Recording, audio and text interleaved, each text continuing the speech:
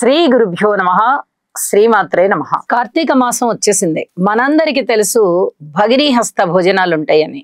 అంటే అక్క లేదా చెల్లి చేతి వంట తినేటటువంటి అన్నదమ్ములు ఆ రోజున అక్క లేదా చెల్లి ఇంటికి వెళ్ళి చక్కగా వారి చేతి భోజనం చేసి వారికి కానుకలు ఇచ్చొస్తారు.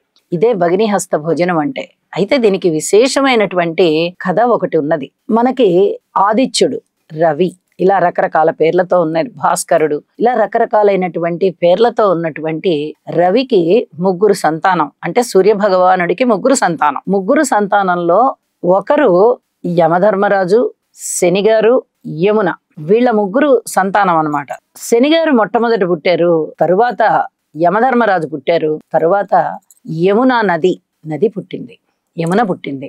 అయితే పాపం యమునకి యమధర్మరాజు అంటే చాలా ప్రీతి, చాలా ఇష్టం. అన్నయ్య అన్నయ్య అన్నయ్య అని ఎంతో గారాభంగా పెరిగింది. అన్న దగ్గర అన్న అని ఎంతో ప్రేమగా పిలుచుకుంటూ ఉంటుంది. అంటే ప్రేమ అందరి మీద ఉంటుంది, అన్నలు ఇద్దరి మీద ప్రేమ ఉంది. కానీ సంతానంలో చూడండి, ఒక్కొక్కళ్ళ మీద ఎక్కువ అభిమానం ఉంటుంది. అలాగే యమునకి కూడా యమధర్మరాజు మీద బాగా ప్రేమ ఎక్కువట.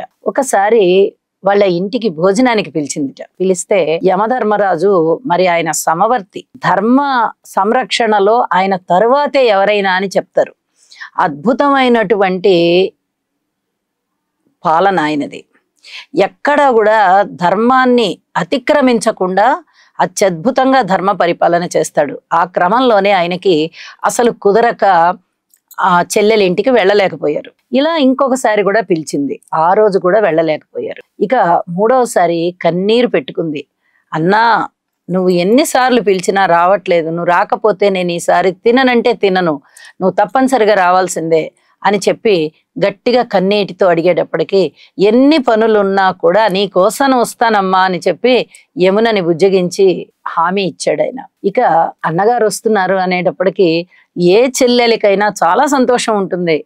అంతే కదండి, మనందరం కూడా చాలా ఆనందపడతాం కదా అన్నగారులు గాని తమ్ముళ్ళు గాని ఇంటికి వస్తూ ఉంటే. అలాగే ఈమె కూడా ఈసారి మా అన్నయ్య తప్పకుండా మా ఇంటికి వస్తారు అని చెప్పి రకరకాలైనటువంటి పదార్థాలన్నిటినీ వండి అన్నగారి కోసం వేచి చూస్తూ ఉందిట. అన్నగారు వచ్చారు, చాలా సంతృప్తిగా భోజనం చేశారు. అమ్మా, ఇంత చక్కగా కడుపు నిండా భోజనం పెట్టావు తల్లి, అమ్మలాగా ఆదరించావు నువ్వు, నీకు ఏం వరం కావాలో కోరుకో అని అడిగితే యమున అడిగిందిట, అన్నయ్య నాకు వరం కాదు, ప్రజలందరికీ కూడా మేలు జరిగేటటువంటిది నాకు కావాలి.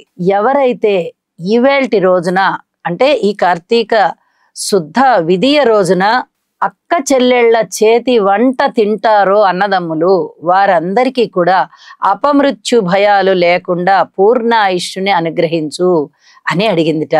ఎంత మంచి కోరిక కోరింది చూడండి. ఆడవాళ్ళందరికీ ఆవిడ ప్రతినిధి అయిపోయినట్టుగా అయిపోయింది ఒక్కసారిగా. అందరికీ, అక్క చెల్లెళ్ళందరికీ కూడా అన్నదమ్ముల యొక్క చేతి వంట తినేటటువంటి భాగ్యాన్ని కల్పించు.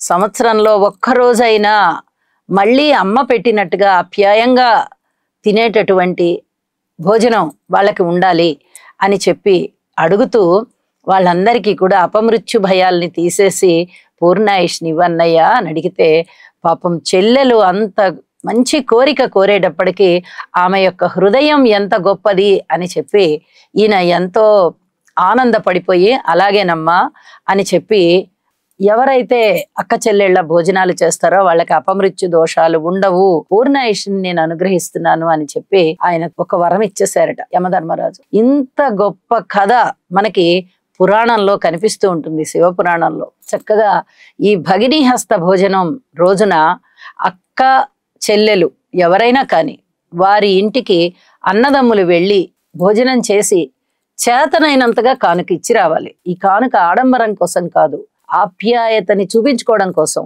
కాబట్టి కానుక ఇచ్చి రావాలి అని చెప్పి ఈ కథ ద్వారా మనకి తెలుస్తూ ఉన్నది అని చెప్పి తెలియజేస్తూ శుభం.